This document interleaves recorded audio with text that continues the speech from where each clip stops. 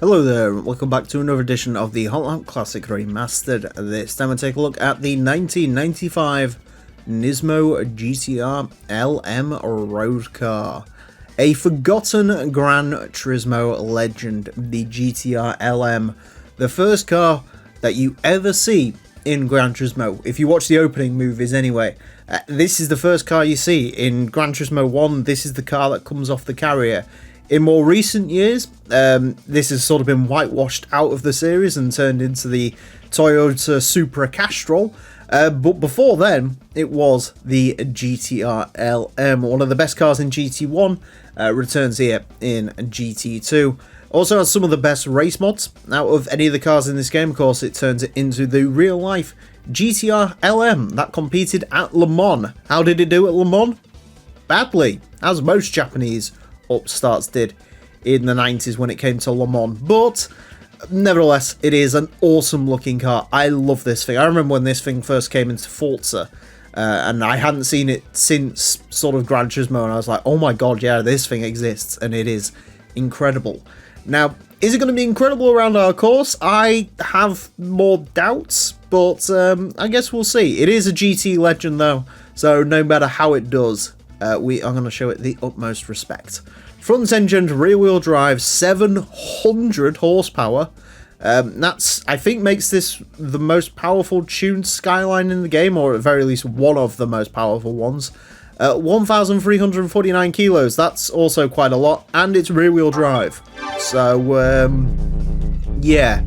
I'm kind of worried about this one. I don't think it's going to be quick, so just don't expect a lot out of it. If we don't expect a lot out of it, maybe we'll get a lot out of it. That sort of, you know, reverse psychology, if you will. Anyways, to find out how the Nismo GTR LM road car is going to get along, it is going to have 6 laps of the Motorsports Land track in order to set the best time it possibly can. Our current leader is the Suzuki Escudo Pikes Peak version, fellow Gran Turismo icon.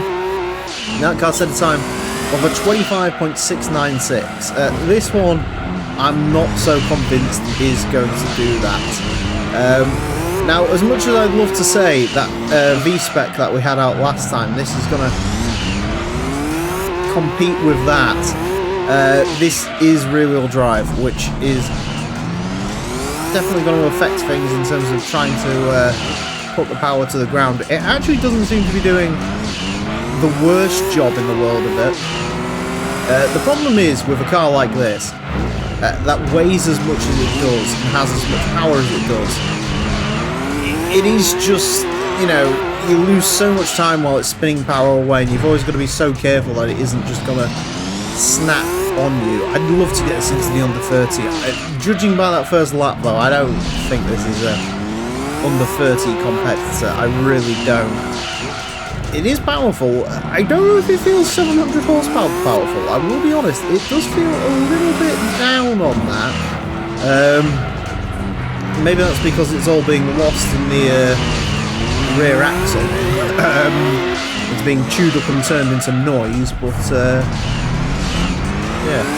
Awesome race mod on this one. I love the...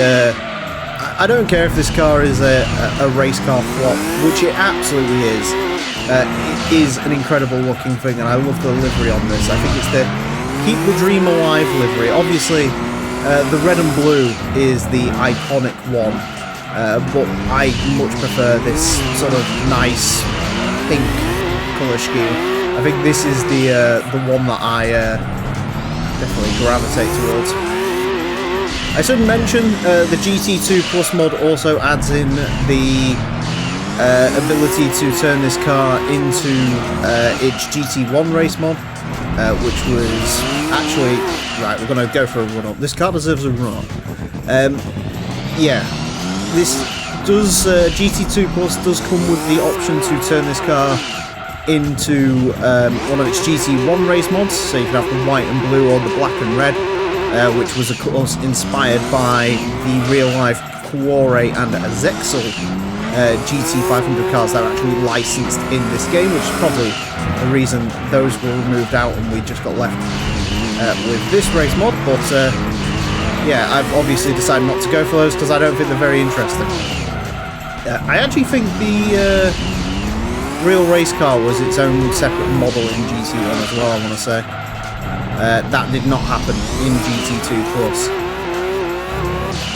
30.211, did we maximise? I want to say we kind of maximised, I'll be honest. I don't think there's a lot more time coming out of this, which is a big shame. Because, I love this car and I want it to do nothing but well. But that is a lot of power to go to the rear wheels. It's a lot of weight to look around.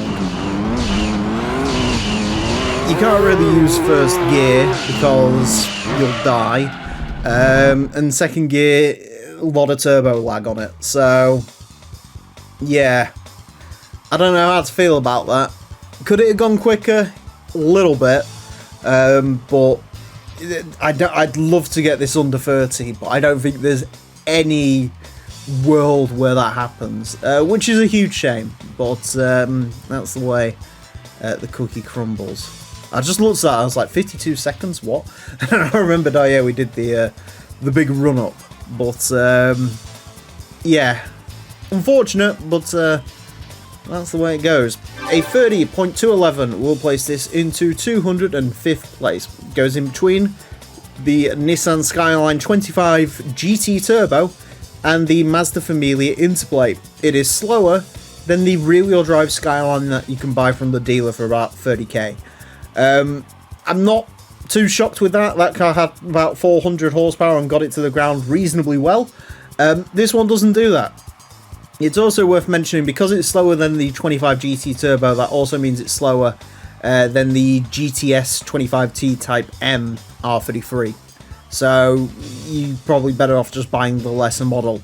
It is quicker than the quickest Fairlady Z we've had, which I'm definitely taking as a win. It's also quicker than the Skyline GTSR, the R31, and the Honda S2000. So it's not all terrible. Again, quicker than the Fairlady Z, I'll take that, because I think that is definitely deserved from this vehicle. But yeah, it's a legend. Just keep. It doesn't matter what happens, it's a legend. I just knew it wasn't going to be very quick, so that's the way. Unfortunately, this cookie does crumble sometimes. Anyways, that's it for this episode. Thank you all very much for watching. Join me next time when I will be driving something that is a little bit less iconic. Until then, farewell.